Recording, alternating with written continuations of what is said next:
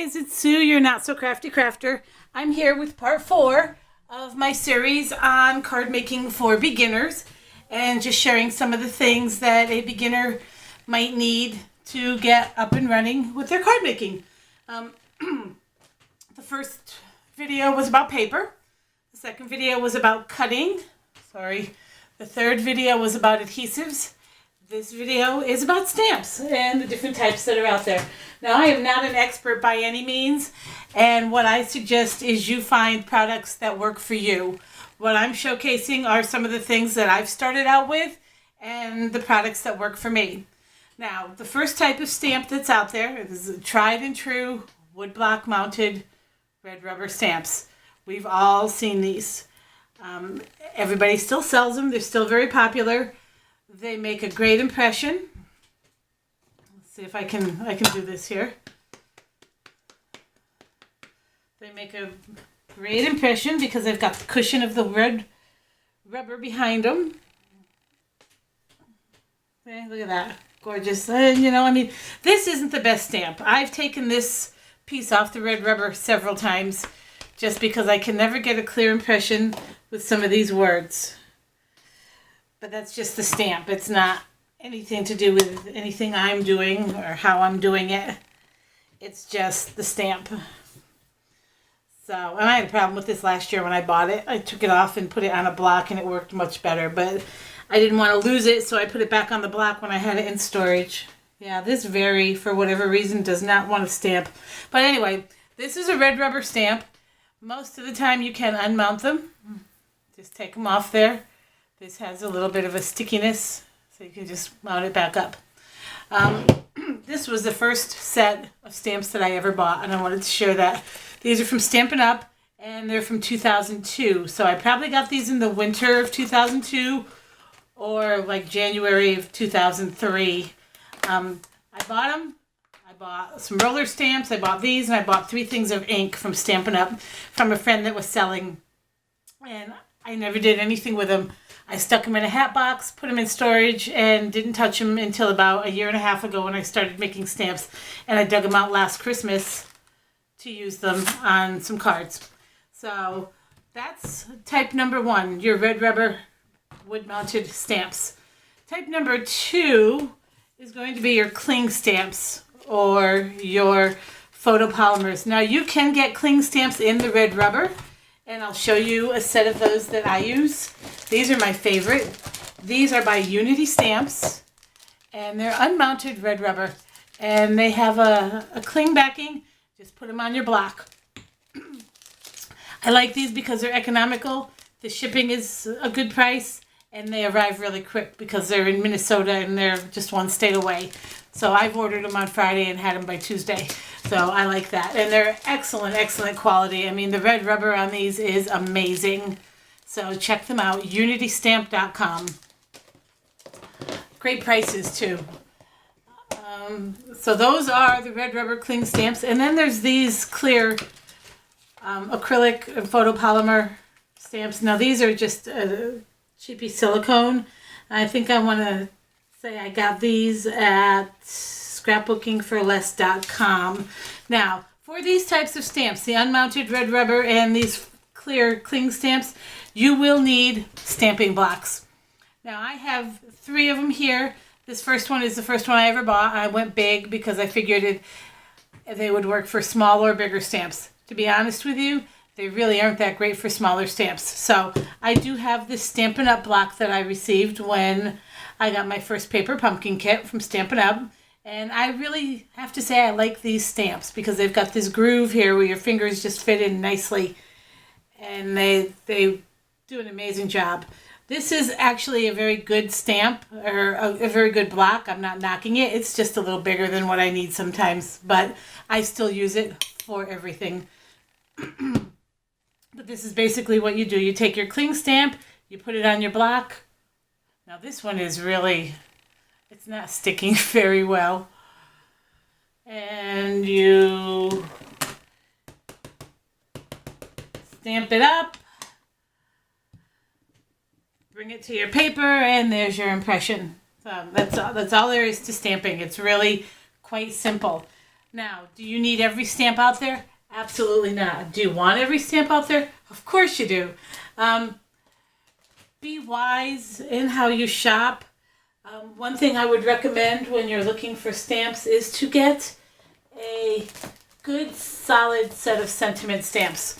Now you can go out and buy sets that are coordinated like these for the holidays.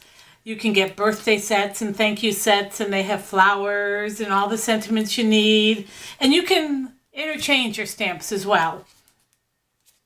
I would also recommend highly a nice sentiment set. A set that has all the sentiments you're ever going to need, from birthday to thank you to sympathy to congrats to get well to I'm sorry. There's just, I got these are Stampabilities. Yes, I got these at Hobby Lobby, and they go on sale for half off quite often. So that's how I got that one. And you can buy stamps anywhere. You can buy them in Hobby Lobby, Michael's, Joann's, they all carry them. You can buy them online. You can get them from direct sales companies such as Stampin' Up!, close to my heart, Fun Stamper's Journey. They all sell them, and you can get amazing sales and amazing deals. So shop around, look for things that appeal to you. But again, I would highly recommend an excellent sentiment set, and then whatever else you want. Now, again, like I mentioned, you're going to need a set of stamping blocks, and you can buy these Hobby Lobby. Believe it or not, this came from Dollar Tree, and I have about 6 of these that I use on a regular basis. They're not the best. They're not near as good quality as this Stampin' Up! Block or even the Stampabilities block, but they serve the purpose, and they're $1. So if you're just starting out, before you invest all your money in a hobby that you aren't sure you're going to enjoy doing, get the basics. Get a stamp pad, get 1 little block from Dollar Tree, get some paper, get some ink, and stamp and see if it's something that you enjoy. The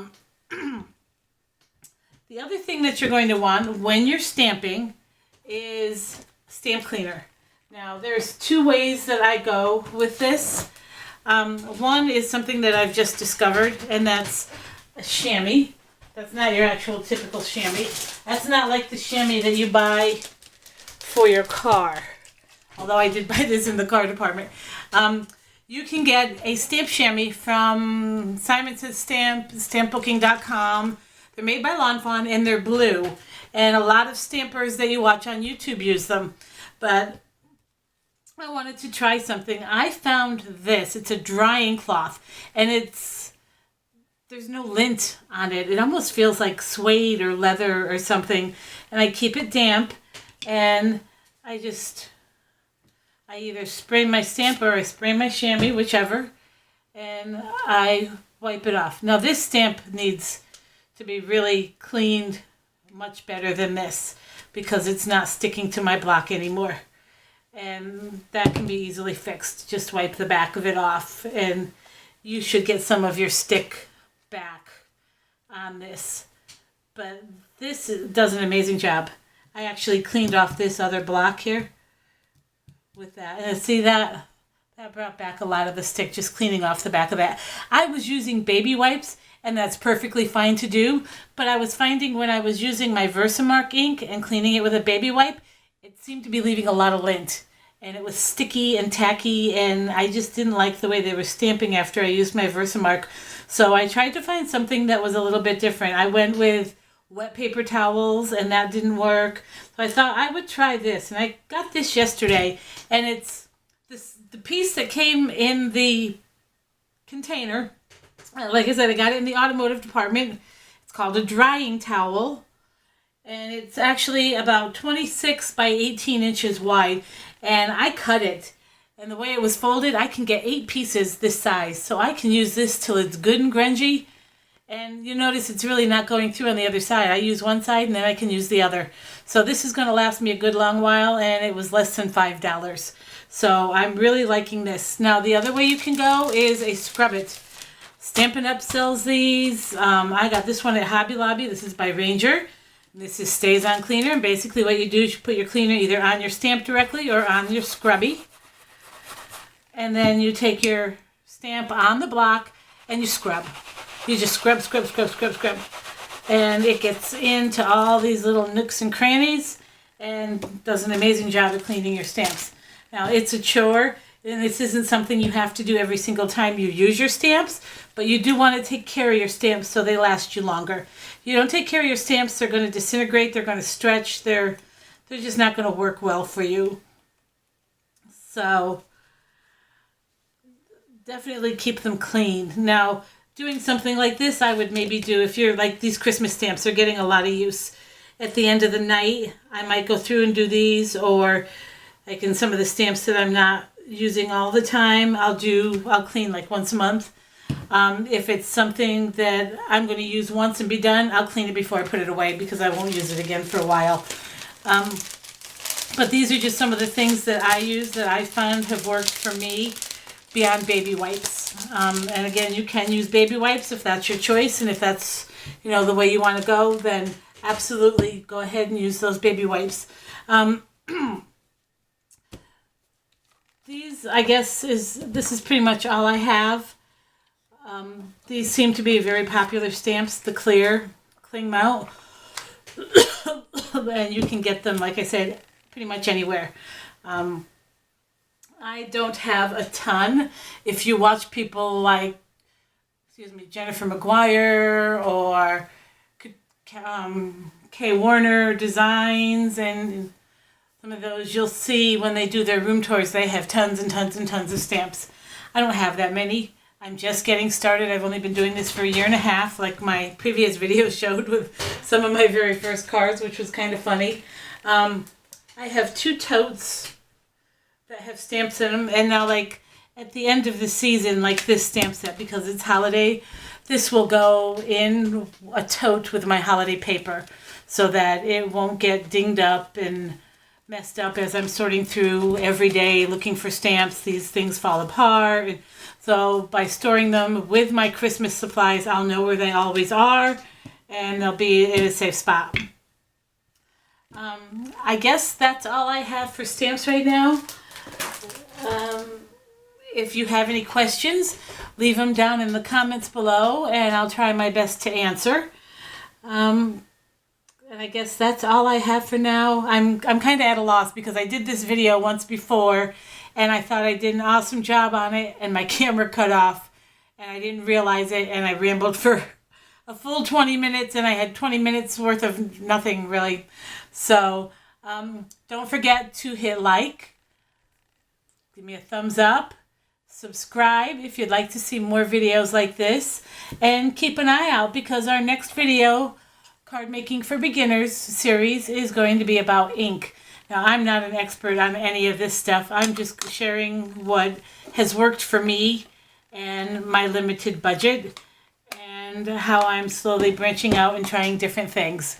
So if you're interested in that, keep an eye out because it'll be coming at you soon. Thanks for watching. Have a great evening. Bye.